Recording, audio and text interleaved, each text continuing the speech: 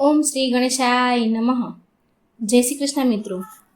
આપણે આજે હનુમાનજીના જન્મની કથા સાંભળીશું. આ હનુમાનજીના જન્મની પૌરાણિક કથા છે. બોલો પવન પુત્ર હનુમાનની જય, બજરંગબલીની જય. મહાવીર હનુમાનજીને ભગવાન શિવનો 11મો અવતાર રુદ્ર અવતાર કહેવાય છે અને એ પ્રભુ શ્રી રામના અનન્ય ભક્ત પણ છે. હનુમાનજી એ વાનર જાતિમાં જન્મ લીધો છે. તેમની માતાનું નામ અંજની છે. તેમના પિતાનું નામ વાનરરાજ કેસરી છે. આ કારણથી જ હનુમાનજીને અંજનાએ અને કેસરી નંદન વગેરે નામથી પણ બોલાવીએ છીએ. હનુમાન જયંતિ નિમિત્તે હનુમાન જન્મની એક કથા આપણે સાંભળીએ. એકવાર અયોધ્યાના રાજા દશરથ તેમની પત્નીઓ સાથે પુત્રેષ્ઠી હવન કરી રહ્યા હતા.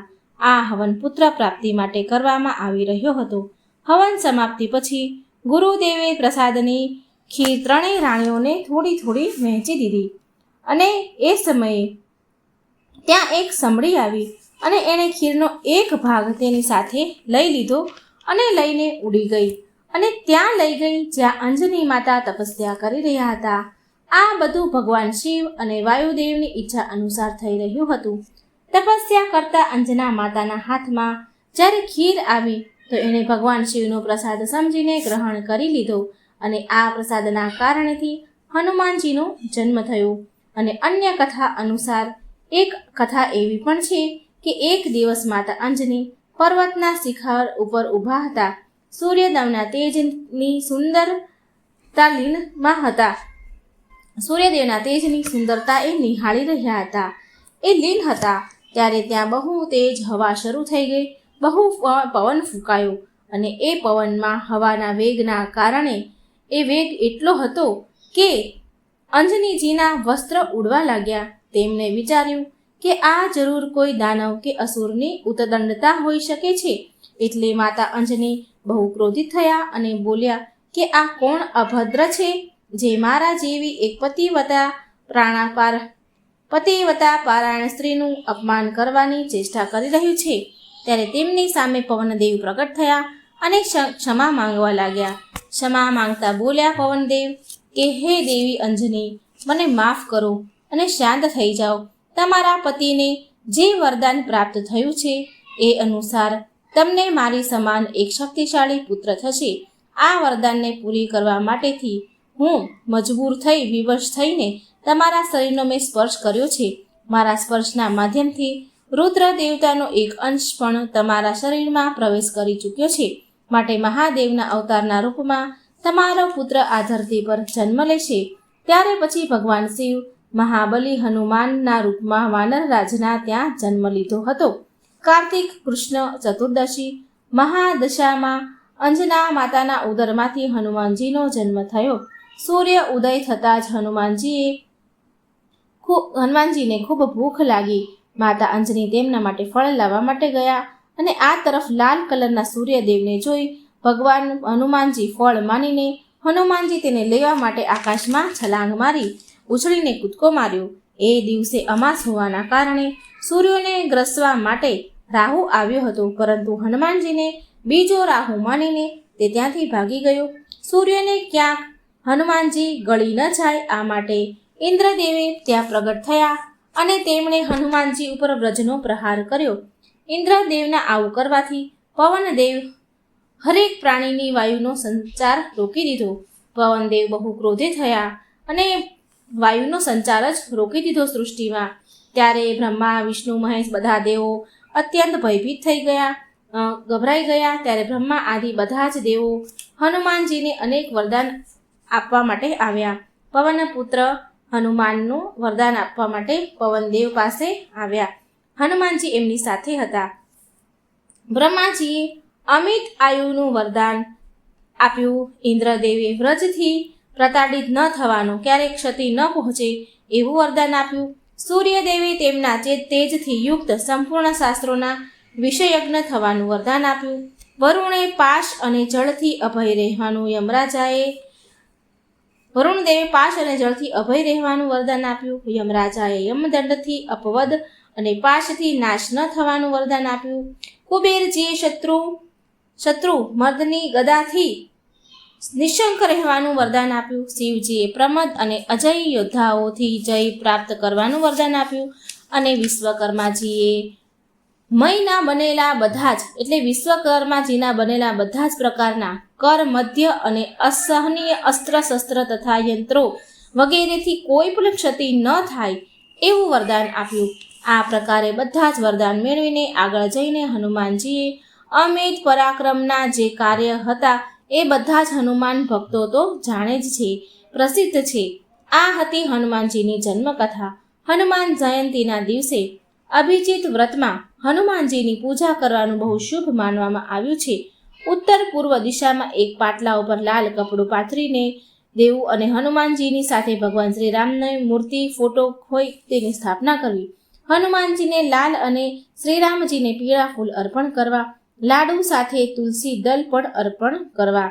પહેલા શ્રીરામનો મંત્ર રામ રામાય નમઃનો જાપ કરો અને પછી હનુમંતેનો મંત્રનો જાપ કરો. ઓમ હનુમંતે નમઃ હનુમાનજીના મંત્રનો જાપ કરો. આમ કરવાથી તમારા બધા જ પ્રકારની મુશ્કેલીઓ દૂર થશે અને તમારા પર હનુમાનજીની અસીમ કૃપા વરસશે. તો મિત્રો, આ હતી હનુમાન જયંતીની અત્યંત પાવન પવિત્ર કથા. મિત્રો, જો વિડીયો સારો લાગે તો લાઈક કરજો, શેર કરજો અને મારી આ ચેનલને સબસ્ક્રાઈબ જરૂર કરજો. કોમેન્ટ બોક્સમાં હનુમાનજીનું નામ પણ જરૂર લખજો. શ્રી રામજીએ આપ્યો હનુમાનજીને મૃત્યુદંડ. આ એક સત્ય કથા છે, સત્ય ઘટના છે. તો આ કથાને પૂરા ધ્યાનથી, મનથી સાંભળજો. ભગવાન શ્રી રામનો મહિમા કેટલો છે તો આ વાર્તામાં એ તમને સમજવા મળશે. જય શ્રી રામ, જય શ્રી હનુમાન. સદીઓ પહેલાની વાત છે. સમસ્ત શ્રેષ્ઠ ગણ અને ઋષિ મુનિઓ માટે એક સભાનું આયોજન થયું હતું. તે સભામાં મહર્ષિ વશિષ્ઠ, મહર્ષિ વિશ્વામિત્ર અને નારદજી જેવા મહાન વિદ્વાનોનો સમાવેશ હતો. આ બધા જ આપસમાં આ બધા વિદ્વાનો અંદરો અંદર એક વાતની ચર્ચા કરી રહ્યા હતા કે ભગવાન રામનું નામ તો સ્વયં ભગવાન રામના અસ્તિત્વ કરતાં પણ મોટું છે. અને આ સભામાં રામજીના પરમ ભક્ત હનુમાનજી પણ ઉપસ્થિત હતા. અને હનુમાનજી આ બધાની જ વાતો બહુ ધ્યાનથી, શાંતિથી સાંભળી રહ્યા હતા. તેવામાં નારદજીનું ધ્યાન પડ્યું હનુમાનજી પર અને તેને ધ્યાનથી જોઈને મનમાં ને મનમાં કંઈક વિચારી રહ્યા હતા. નારદજી મનમાં વિચાર કરે છે કે રામનું નામ તો સ્વયં રામ ભગવાન કરતા, એનો અસ્તિત્વ કરતાં પણ મોટું છે અને આ વાતને તો હું સાબિત કરીને જ રહીશ. અને તે હનુમાનજી તરફ જોઈને મનમાં એક યોજના બનાવે છે. અને એટલામાં સભા પૂરી થાય છે. થોડી વાર સભા પૂરી થયા એટલે ત્યાંથી બધા જવા માટે પોતપોતાના સ્થાનેથી ઊભા થયા. એટલે હનુમાનજી બધાને બે હાથ જોડીને અભિનંદન કરે છે અને તે પણ તેના સ્થાન પરથી ઊભા થઈ ગયા. એટલે નારદજી હનુમાનજી પાસે આવીને અને તેમની પાસે આવીને કહે છે, નારાયણ નારાયણ. શું વાત છે હનુમાનજી, તમે બધા જ ઋષિગણોને કેટલો સત્કાર આપો છો, કેટલો આદર સત્કાર કરો છો. હવે સભા જેવી સમાપ્ત થઈ તમે તેવા જ ઊભા થઈ ગયા અને બધા જ ઋષિગણોને અભિનંદન કરવા માટે ઊભા થયા. પણ તમને શું એક વાત અટપટી અને અજીબ નથી લાગતી? એટલે હનુમાનજી નારદજીને કહે છે, કઈ વાત દેવર્ષિ નારદ? તમે સ્પષ્ટ શબ્દોમાં મને કહો, તમે કહેવા શું માંગો છો? એટલે નારદ મુનિ બોલ્યા, ઋષિ વિશ્વામિત્ર તો એક રાજા છે અને રાજાનું ઋષિના રૂપમાં અભિનંદન કેવું? એમને અભિનંદન કેમ કરવાના? મને તો આ વાત ઠીક નથી લાગતી હનુમાનજી. એટલે હનુમાનજી મનમાં ને મનમાં નારદજીની વાત બહુ સારી રીતે સમજી ગયા કે તે શું કહેવા માંગે છે. એટલે જ્યારે બધા ઋષિગણો તે સભામાંથી ઊભા થઈને બહાર જવા માટે રવાના થયા તો હનુમાનજીએ બધાને જ હાથ જોડીને અભિનંદન કરે છે. પણ જ્યારે ઋષિ વિશ્વામિત્ર તેમની પાસેથી નીકળ્યા તો હનુમાનજીએ વિશ્વામિત્રજીને અભિનંદન ન કર્યા. અને વિશ્વામિત્રએ આ જોયું કે હનુમાનજીએ બધા ઋષિગણોને અભિનંદન કર્યા પણ તેના જવાબ પર તે જ્યાંથી નીકળ્યા તો એની પાસેથી નીકળવા છતાં પણ તેને અભિનંદન ન કર્યા. સભાની બહાર આવ્યા તો તેમને અભિનંદન ન પાઠવ્યા. એટલે વિશ્વામિત્રજીને એનું અપમાન લાગ્યું કે આ તો મારું અપમાન છે. તેમને થયું કે હનુમાનજીએ મારું અપમાન કર્યું, તો તેમને હનુમાનજી પર બહુ જ ક્રોધ આવ્યો, બહુ ગુસ્સો આવ્યો. અને વિશ્વામિત્રજી બૂમો પાડતા પાડતા ભગવાન શ્રી રામ પાસે ગયા. કારણ કે વિશ્વામિત્ર ભગવાન શ્રી રામના ગુરુ હતા. તેમની સાથે આ વાતની ચર્ચા કરવા ગયા જે હનુમાનજીએ કર્યું. વિશ્વામિત્રજી રામ ભગવાનને કહે છે કે હનુમાને જ્યારે સભા પૂરી થઈ ત્યારે સમસ્ત ઋષિગણોની સભામાંથી પ્રસ્થાન થવા નીકળ્યા તો તેમણે બધા ઋષિ મુનિઓને અભિનંદન કર્યા.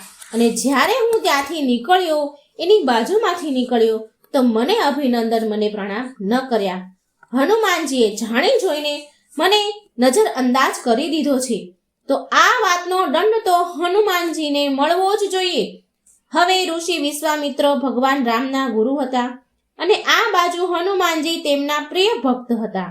આ બંને તેમના માટે બહુ જ મહત્વપૂર્ણ હતા. પણ આ સંસારમાં તો ગુરુનું સ્થાન બધા કરતા ઊંચું હોય છે. માટે રામ ભગવાન વિશ્વામિત્રના શબ્દોની અવહેલના ન કરી શકે, અવગણના ન કરી શકે. રામ ભગવાન તો મૂંઝવણમાં પડી ગયા. તે આ વિશે ઘણો વિચાર કરે છે અને પછી સમજીને વિચારે છે. રામ ભગવાન વિશ્વામિત્રને કહે છે કે હે ગુરુદેવ, તમે જે કહો મને એ હું હનુમાનને મૃત્યુદંડ આપવા તૈયાર છું. હનુમાનનું તમારું અપમાન કરવા બદલ તેને હું શું દંડ આપું? રામ ભગવાનની વાત સાંભળીને તે હજી પણ ઘણા ક્રોધમાં હતા. લાલ પીળા થઈ રહ્યા હતા વિશ્વામિત્ર અને જોર જોરથી બૂમો પાડે છે. અને સમસ્ત રામ ભગવાનની સભામાં બેઠા હોય છે તે બધા તો વિશ્વામિત્રના આવા જોરથી અવાજથી બધા જ ધ્રુજવા લાગ્યા, થર થર થર કાંપવા લાગ્યા. અને વિશ્વામિત્ર બહુ ઊંચા અવાજે બોલ્યા કે રામ હનુમાનને મૃત્યુદંડ આપવામાં આવે અને હનુમાનને મૃત્યુદંડ તમારે તમારા હાથેથી જ આપવામાં આવે અને આ જ તેની સજા છે. વિશ્વામિત્રજીએ તો આવો આદેશ આપી દીધો શ્રી રામ ભગવાનને. ગુરુદેવની આ વાત સાંભળી ભગવાન રામ બહુ આશ્ચર્યચકિત થઈ ગયા.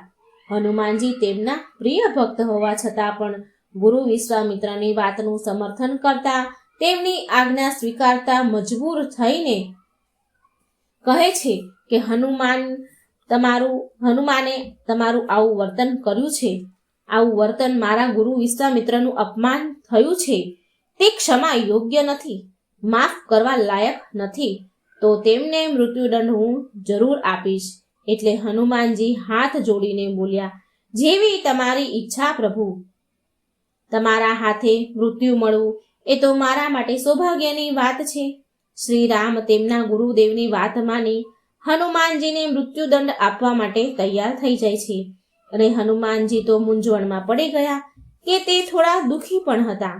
અને એટલા માટે તે જ સમયે નારદજી હનુમાનજી પાસે આવે છે અને હનુમાનજીને કહે છે, નારાયણ નારાયણ. રામ ભક્ત હનુમાન, મારી એક વાત માનો તમે. રામ નામમાં લીન થઈ જાઓ. તમે રામ નામના જપ કરવા લાગો અને રામ નામમાં લીન થઈ જાઓ.